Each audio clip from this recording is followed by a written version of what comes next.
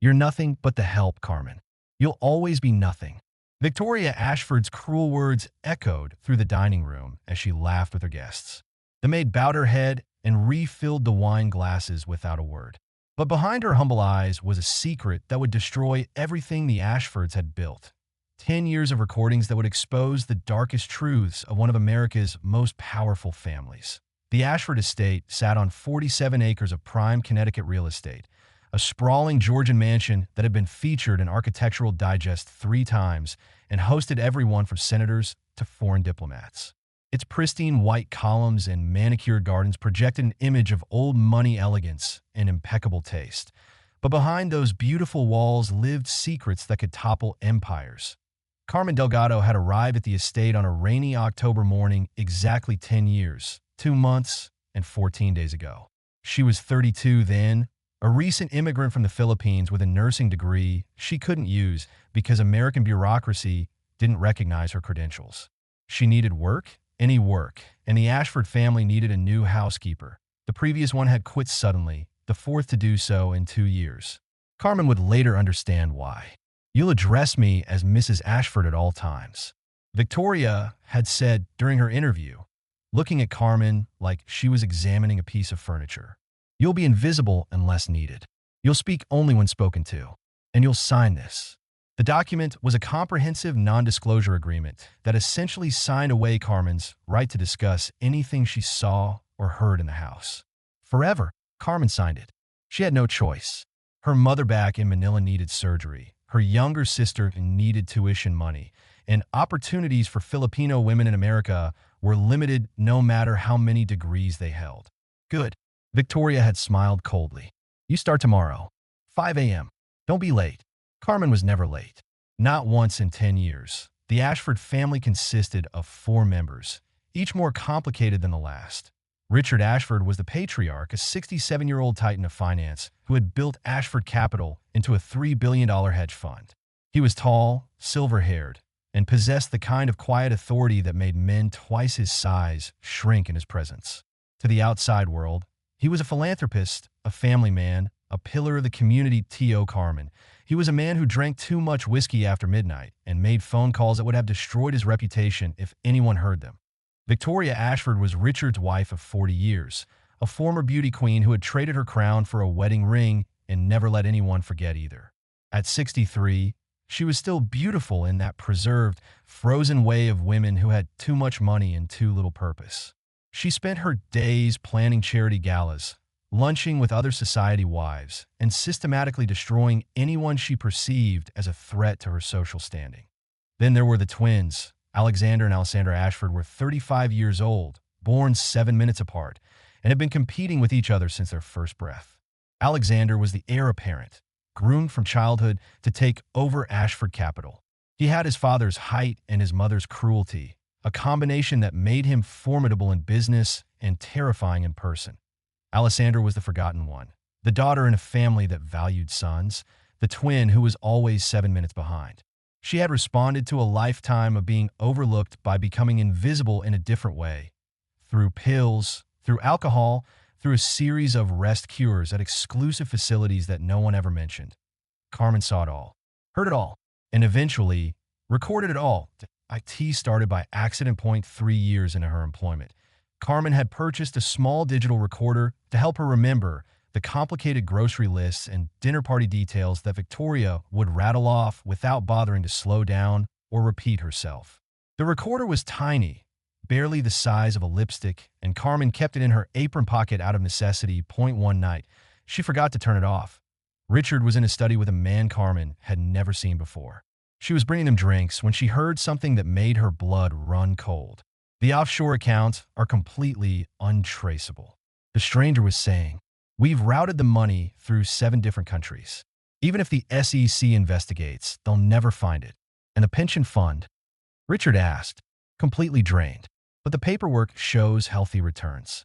By the time anyone realizes the money is gone, you'll be sipping cocktails in a country with no extradition treaty." Carmen had frozen outside the door, the tray trembling in her hands.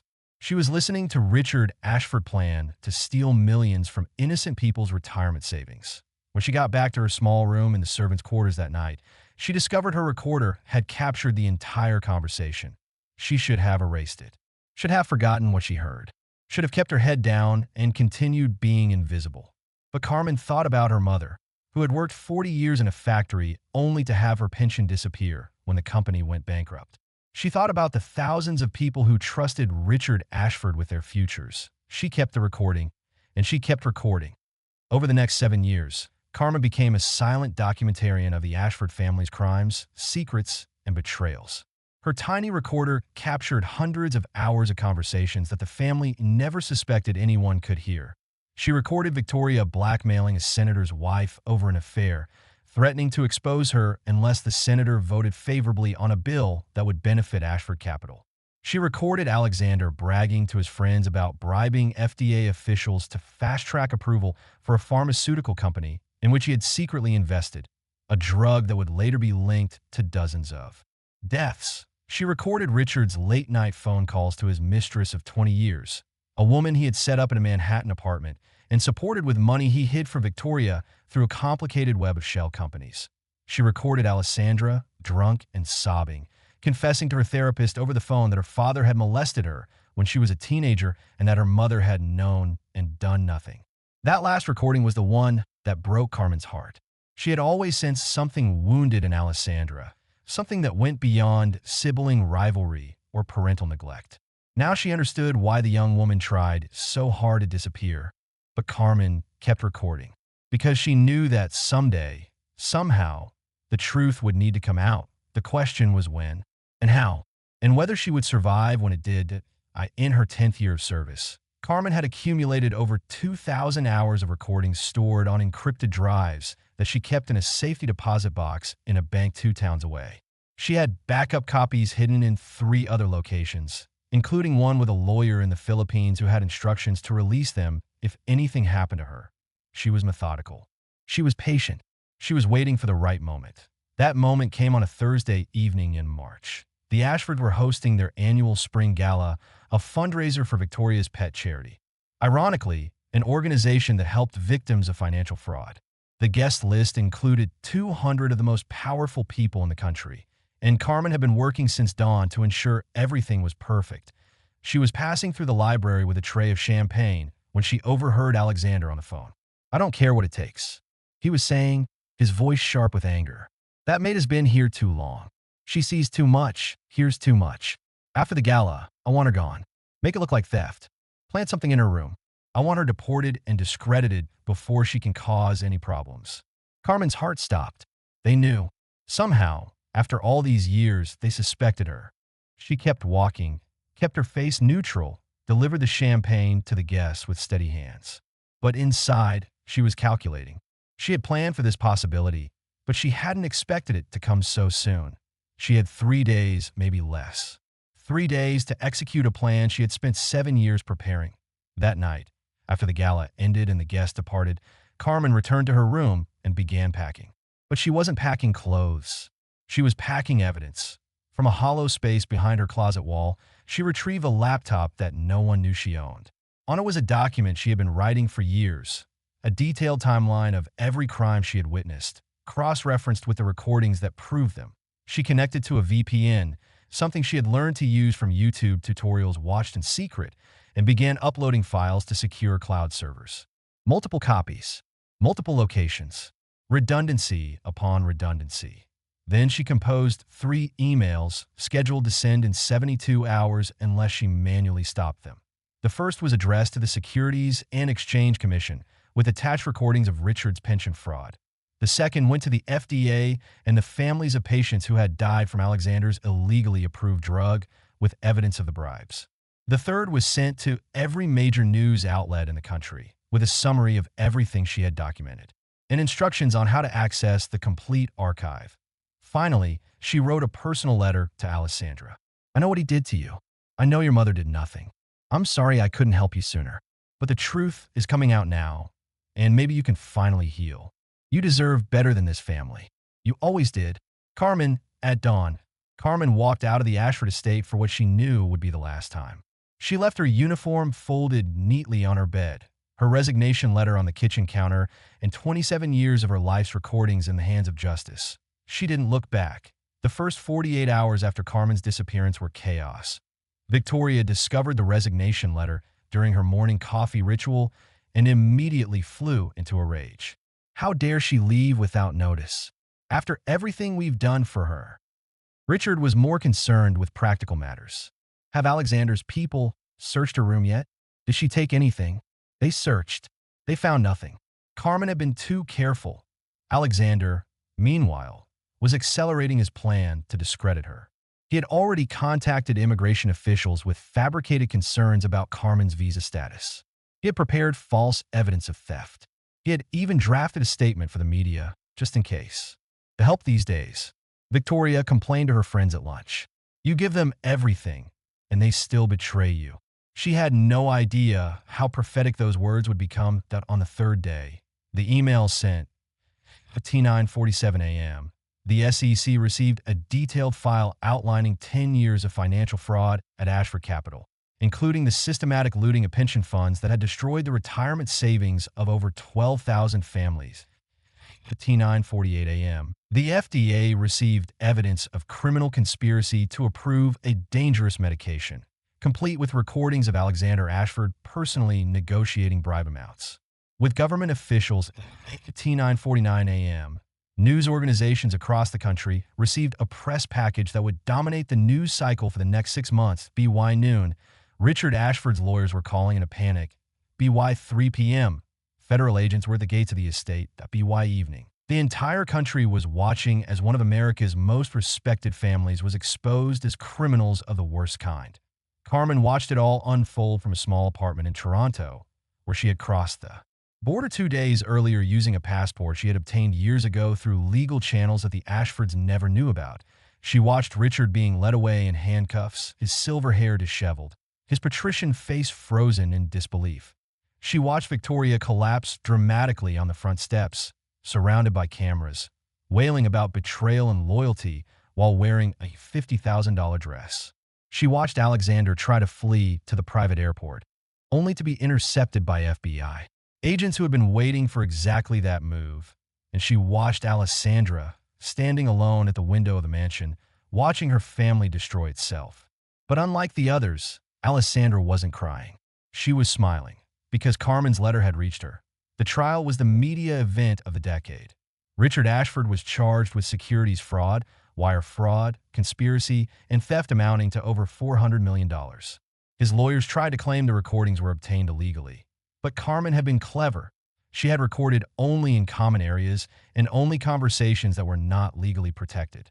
Years of research had taught her exactly where the lines were. The pension fund victims testified, one after another. Elderly couples who had lost everything. Factory workers who had trusted their retirement to Ashford Capital. Widows who now lived in poverty because of Richard's greed. Alexander faced his own charges: bribery, conspiracy, and 27 counts of involuntary manslaughter for the deaths linked to the drug he had helped push through approval. His expensive lawyers couldn't explain away the recordings of him laughing about acceptable losses in human life. Victoria wasn't charged with any crimes, but she was destroyed nonetheless. The recordings of her blackmail schemes were played in court as evidence of the family's pattern of corruption. Her society friends abandoned her. Her charity board asked for her resignation. The magazines that had once featured her home now featured her mugshot-adjacent photos on their covers. But the most dramatic moment came when Alessandra Ashford took the stand. She had been called as a witness for the prosecution, something that shocked everyone.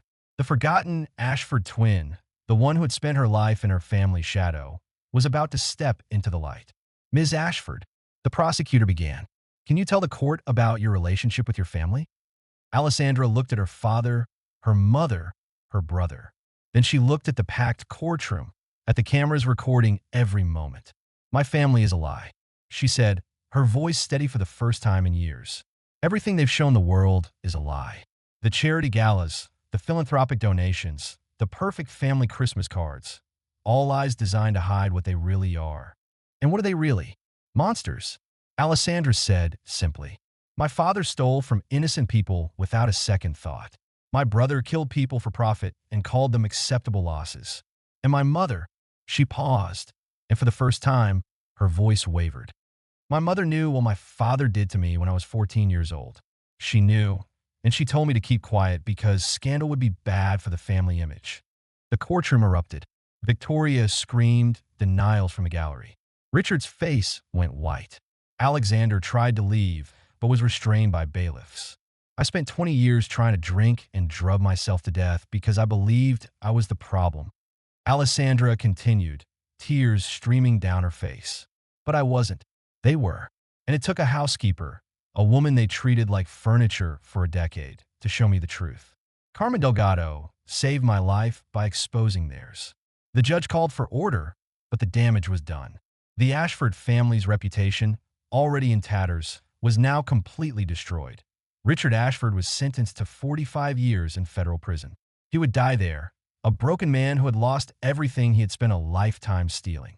Alexander received 37 years for his role in the pharmaceutical conspiracy and the deaths it caused. His appeals were denied, one after another.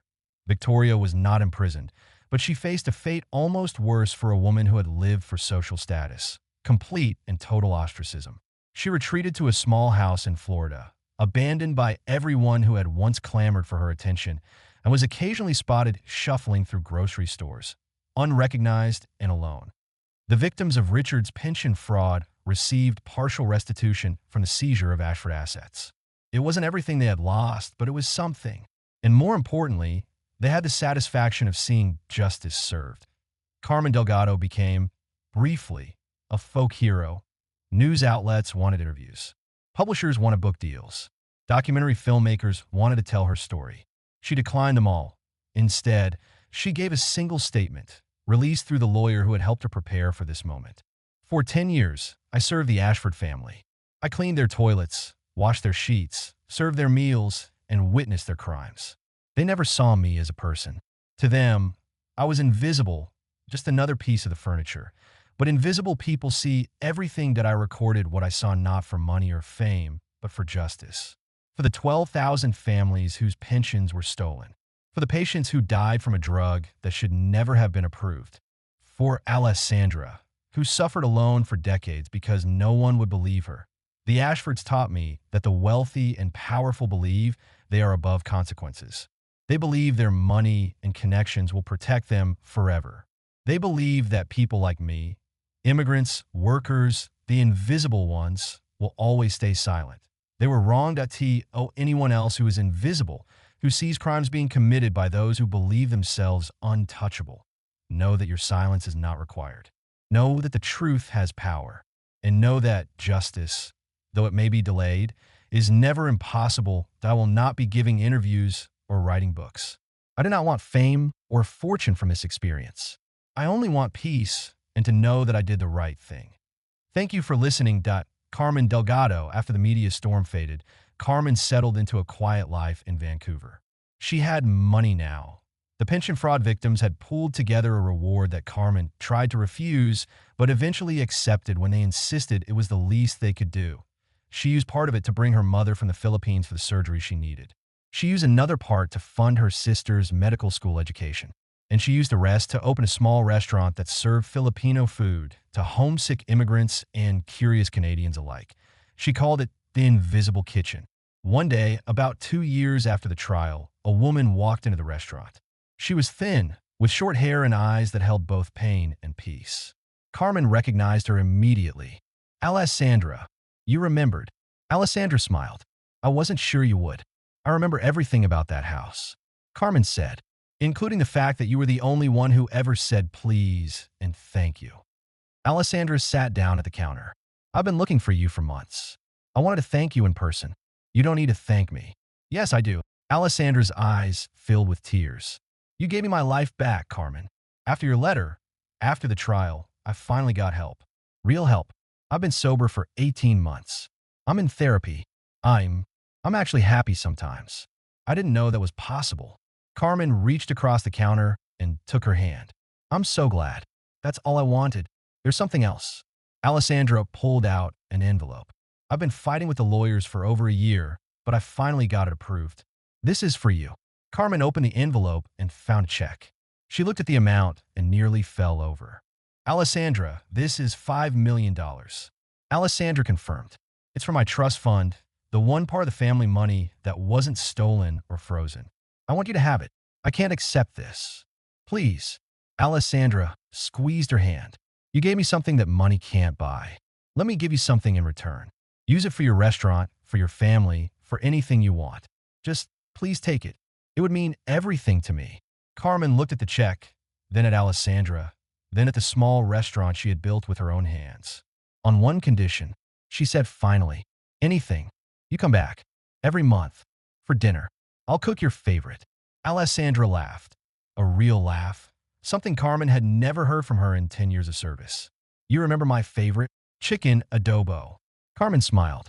You mentioned once that you'd had it at a restaurant in Manila and loved it.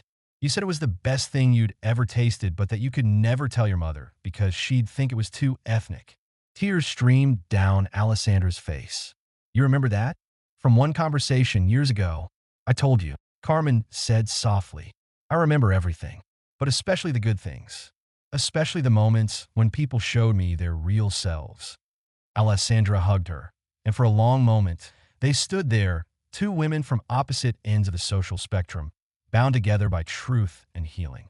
Thank you, Alessandra whispered, for seeing me when no one else did. Thank you, Carmen replied, for being worth seeing. 5 years later, Carmen's restaurant had become a Vancouver institution. There was a waiting list 3 months long.